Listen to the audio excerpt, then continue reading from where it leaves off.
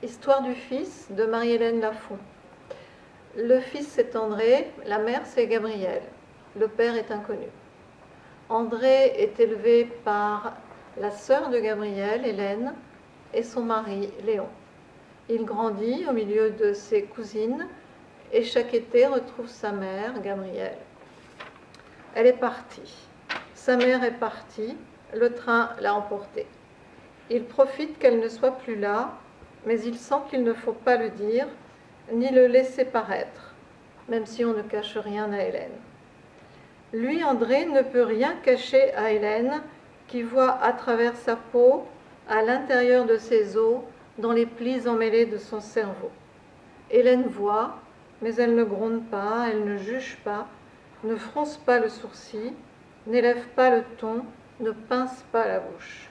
Elle embrasse, elle prend sur les genoux, elle ne dit pas beaucoup de paroles.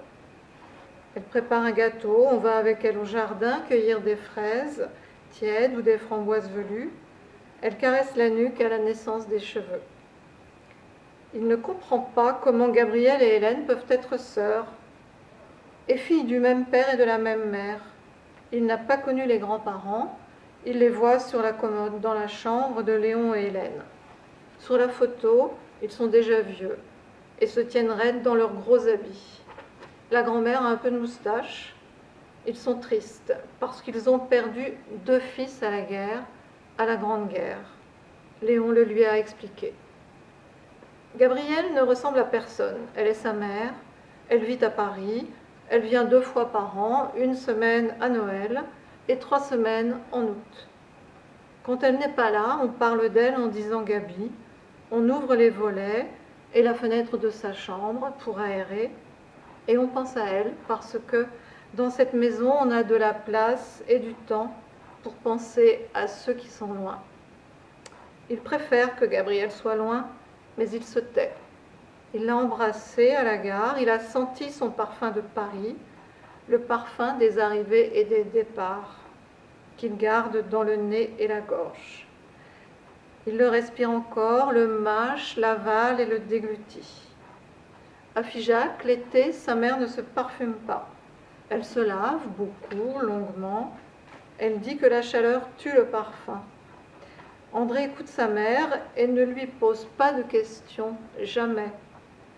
Gabrielle porte des robes claires, ajustées sur sa taille mince, qui découvrent à peine le mollet, la cheville, les poignets, la nuque et le cou.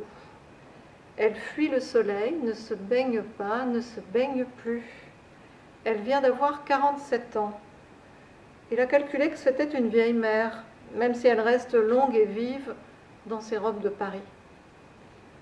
Quand le museau carré et chaud de la locomotive est apparu au bout du quai, Léon a sauté dans le wagon pour caser les valises de la Parisienne. Léon parle comme ça, il a ces mots à lui qu'André aime bien.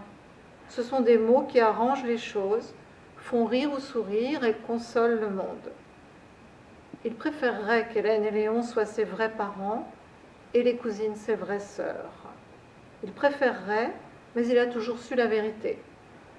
Gabrielle est sa mère et on ne connaît pas son père.